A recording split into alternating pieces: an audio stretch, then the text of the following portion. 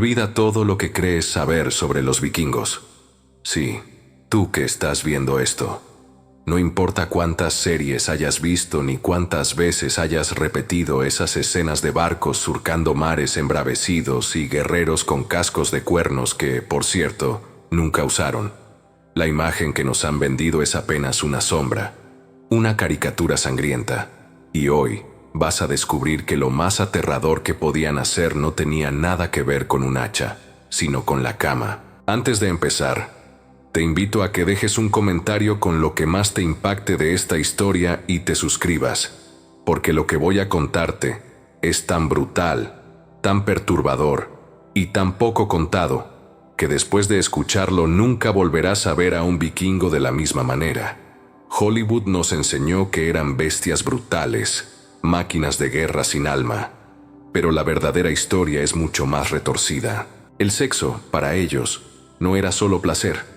Era un lenguaje de poder, una estrategia de humillación, un arma tan devastadora como cualquier espada. Y dentro de su mundo, había una palabra tan poderosa que podía costar una vida con un simple susurro: Ergi. Ser llamado Ergi no era una broma, era una sentencia social. No significaba ser débil físicamente, sino haber ocupado el rol sexual pasivo. No importaba si había sido consensuado o forzado, con hombre o mujer. Lo que definía tu honor era tu papel. Si eras el que dominaba, incluso ganabas respeto. Pero si eras dominado, tu estatus se derrumbaba. Te convertías en un paria, en alguien que había perdido no solo su reputación, sino su derecho a ser considerado hombre. Y esta humillación era tan mortal que, según las leyes de la época, si alguien te acusaba públicamente de Ergi, tenías derecho a matarlo en el acto sin recibir castigo. El miedo a esta desmasculinización estaba grabado en los huesos de su sociedad, y no se quedó dentro de sus aldeas. Los vikingos lo llevaron al campo de batalla. Descubrieron que podían destruir no solo cuerpos enemigos, sino sus almas, quebrando el espíritu con algo peor que la muerte: la vergüenza. Imagina la escena. Un líder derrotado, un rey capturado frente a su ejército. No lo matan, no lo encadenan, lo someten sexualmente, frente a los ojos de todos. Este acto, más que violencia física, era una ejecución simbólica. Decía: no puedes proteger ni tu propio cuerpo, mucho menos a tu pueblo. Ese hombre ya no era un líder, ni siquiera un guerrero. Era un cadáver social. Los vikingos entendían que la guerra no se ganaba solo con espadas y sangre, sino con miedo, silencio y humillación. Un gesto, una acción, podía borrar a un hombre de la historia sin matarlo. Y en ningún lugar esta lógica fue más brutal que en la esclavitud. Su comercio de esclavos, el thraldom, era una máquina implacable que movía su economía. Hombres, mujeres y niños capturados eran mercancía, pero había un producto especialmente valioso: los eunucos, castrados, vendidos a precios altos en el Imperio Bizantino y en el mundo árabe, donde servían como guardias y consejeros. Y no era un acto aislado de crueldad. Había mercaderes vikingos especializados en castración. Algunos monjes alfabetizados, inútiles como mano de obra pesada, eran vistos como perfectos para ese destino. La mutilación se convertía en inversión.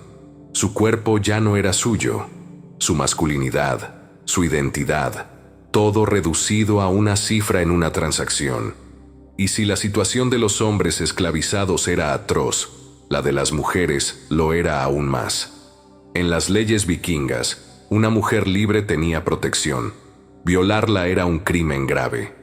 Pero una esclava, su cuerpo no le pertenecía, era propiedad. Violarla era como romper una silla. El agresor solo debía pagar una multa al dueño, y nada más. La diferencia entre ser libre y ser esclava era un abismo sin puentes. Mientras unas podían tener voz, las otras vivían bajo un sistema que legalizaba su vulnerabilidad. Sus cuerpos eran usados, violados y desechados según la voluntad del amo. Y en medio de esta oscuridad, encontramos una contradicción que rompe todos los estereotipos. La misma cultura que utilizaba el sexo como arma de guerra daba a las mujeres libres una libertad sexual que otras sociedades medievales ni soñaban.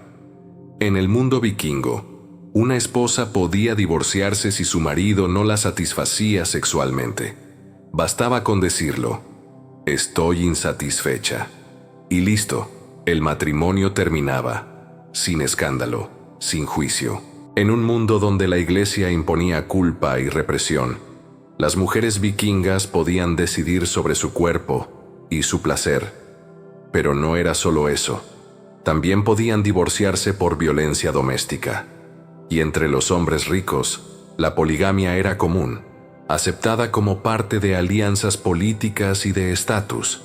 Además, existía el matrimonio de prueba, vivir juntos un año y decidir después si querían seguir. Un test drive matrimonial, 1000 años antes de que existiera el término. Para los vikingos libres, el sexo no era un tabú, sino un contrato, una herramienta y un derecho.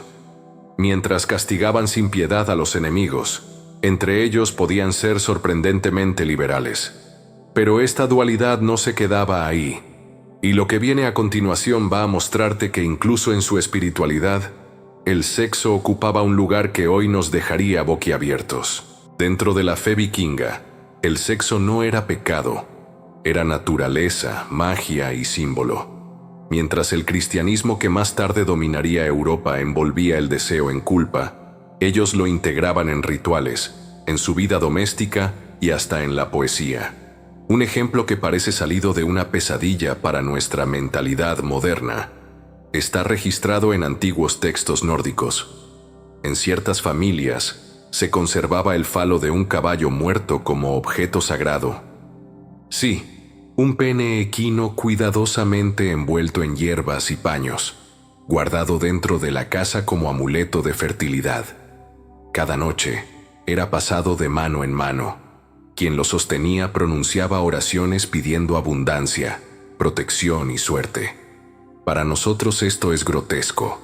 Para ellos era la bendición más directa de la naturaleza, un recordatorio de que la vida fluye a través de la carne y que la fertilidad es poder. No había pudor, sino veneración. La conexión entre erotismo y espiritualidad se extendía a la poesía. Los vikingos cultivaban un género llamado mansongar, canciones de amor abiertamente eróticas, cargadas de insinuaciones y descripciones sensuales. Eran tan poderosas que, siglos después, en Islandia fueron prohibidas. No porque fueran indecentes, sino porque se creía que podían hechizar a la persona que las escuchara, despertando una pasión irresistible. Esta creencia en el poder mágico de la palabra y el deseo no era figurativa. Realmente pensaban que deseo, música y poesía podían alterar la voluntad.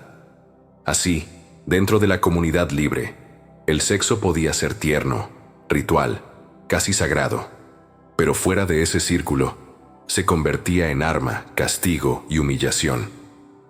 Cuando hablamos de homosexualidad en el mundo vikingo, entramos en un terreno incómodo y lleno de silencios. Las sagas que nos han llegado fueron escritas siglos después, ya bajo influencia cristiana, y evitan el tema. Sin embargo, lo que sí sabemos es que para ellos no importaba tanto con quién te acostabas, sino qué papel asumías. El hombre que penetraba mantenía su honor. Incluso si lo hacía con otro hombre, su masculinidad quedaba intacta. Pero si era penetrado, se convertía en ergi, cargando la peor de las vergüenzas. No era cuestión de deseo, sino de jerarquía. El sexo, en ese contexto, era una extensión del poder y la dominación. Esto significa que las relaciones sexuales entre hombres probablemente eran más comunes de lo que imaginamos, siempre y cuando se respetara esa rígida estructura de roles.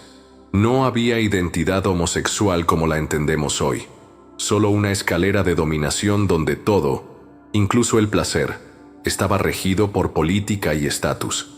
Y este código implacable no se aplicaba solo a los vivos. Las ceremonias funerarias revelan hasta qué punto el sexo podía ser parte de lo sagrado y de lo cruel.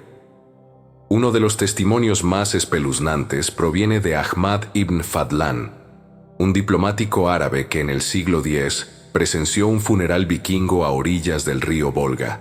Un jefe había muerto, y según la tradición, debía llevarse consigo a una de sus esclavas para que lo acompañara al más allá. Preguntaron quién se ofrecía, y una joven dijo que sí. Desde ese momento, su destino quedó marcado. Durante 10 días fue tratada como una reina, vestida con ropas finas, alimentada y embriagada. Pero cada día era llevada a las tiendas de los guerreros más cercanos al difunto, que tenían relaciones con ella. Después de cada acto, decían solemnemente: «Dile a tu señor que hice esto por amor a él». Era un mensaje para el muerto, un puente entre la lealtad, el sexo y la muerte. En el 10º día, la llevaron al barco funerario donde yacía el jefe. Una mujer mayor, conocida como el ángel de la muerte, la estranguló con un cordón mientras la apuñalaba. Su cuerpo fue colocado junto al del jefe, y el barco fue incendiado ante toda la tribu. No había romanticismo ni libertad en ese sacrificio. Era un rito, un mandato que disfrazaba el horror de honor. El cuerpo de la joven fue usado como instrumento, su dolor transformado en símbolo. Esto nos muestra el corazón de la paradoja vikinga. Podían elevar el sexo a la categoría de magia y bendición, y al mismo tiempo reducirlo a herramienta de opresión y violencia absoluta. Dentro del círculo de los libres, el cuerpo era autonomía y placer.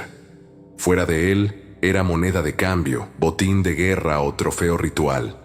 La misma mano que acariciaba en un poema podía empuñar la humillación como arma. Y este contraste brutal es lo que hace que, 1000 años después, sigamos mirando a los vikingos con una mezcla de fascinación y horror. Porque en su mundo no había una sola moralidad, sino un sistema flexible que cambiaba según quién eras, qué posición ocupabas y qué utilidad tenías para la comunidad. Pero aún queda un terreno más oscuro, uno que la mayoría de las crónicas no se atreve a detallar: la forma en que usaban la sexualidad no solo para castigar a un enemigo, sino para aniquilar su linaje, manchar su memoria y arrancarle incluso la fe en sus dioses. Cuando un ejército vikingo arrasaba una aldea, no se limitaba a robar riquezas o capturar esclavos. Lo que buscaban iba más allá del botín tangible. Querían quebrar el espíritu de toda una comunidad. Y para eso, el sexo se convertía en un arma invisible, pero devastadora. Un enemigo podía perder su casa y aún reconstruirla. Podía perder sus tierras y volver a cultivarlas. Pero cuando le arrebataban su honor, su linaje y su dignidad, ya no quedaba nada que recuperar. La humillación sexual era un veneno que no mataba rápido, pero sí mataba para siempre. Para los vikingos, no bastaba convencer a un jefe enemigo. Había que destruirlo frente a su gente. Hacerlo ver débil, someterlo de forma que cada mirada de sus propios hombres le recordara su derrota. No era un acto impulsivo, sino una estrategia pensada para corroer la cohesión social del adversario. En sociedades donde el honor masculino era la columna vertebral del poder, ser despojado de él era equivalente a ser desterrado del mundo de los vivos. Y cuando esa deshonra se hacía de forma sexual, el golpe era irreversible. Un líder humillado de esa manera no solo perdía a sus guerreros, sino que sus hijos y descendientes heredaban la mancha. Era una condena transgeneracional. Algunos cronistas insinúan que en ciertas campañas, los vikingos capturaban a jóvenes de linajes nobles y los reducían a esclavos sexuales, no por placer, sino para borrar su estatus y asegurarse de que jamás pudieran reclamar el liderazgo. Así, el enemigo quedaba mutilado no solo en el presente, sino en el futuro. La dimensión psicológica de este método de guerra es aterradora. Imagina crecer sabiendo que tu padre fue públicamente humillado y que tu apellido carga con una marca de vergüenza que ninguna hazaña podrá borrar. Eso no solo rompe familias, rompe culturas enteras. Pero la destrucción no se limitaba a las personas. También apuntaba a la fe. Los vikingos sabían que en muchas culturas la sexualidad estaba ligada a lo sagrado. Deshonrar el cuerpo de un sacerdote, profanar a una sacerdotisa o usar un templo como escenario de humillación sexual no era solo una ofensa física, era un ataque directo a los dioses del enemigo.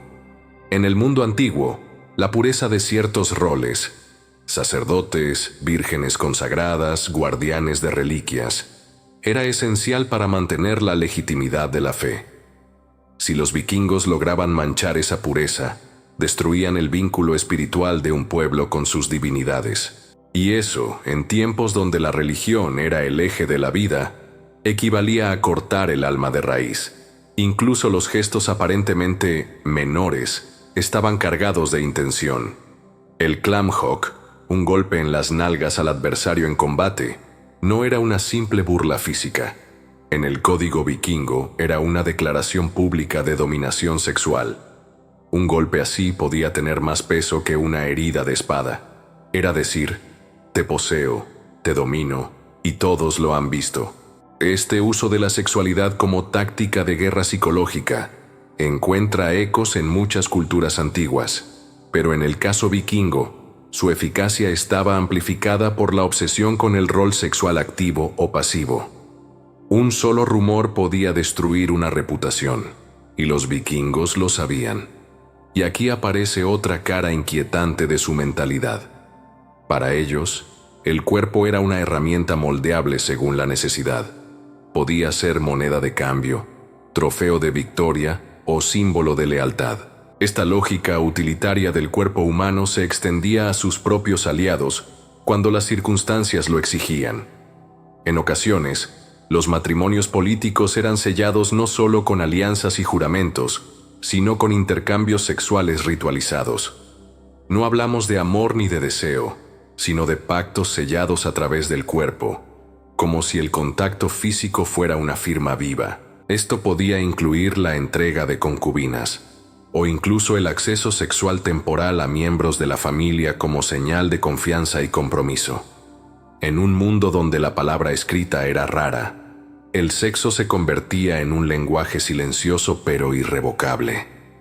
No había forma de negarlo ni de borrarlo.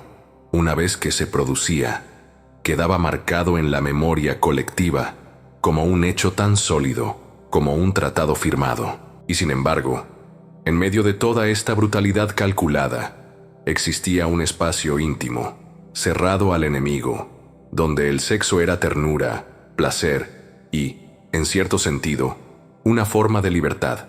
Allí, las parejas podían expresar afecto sin miedo a juicio, experimentar sin la sombra del castigo moral y hasta usar la sexualidad como puente hacia lo divino.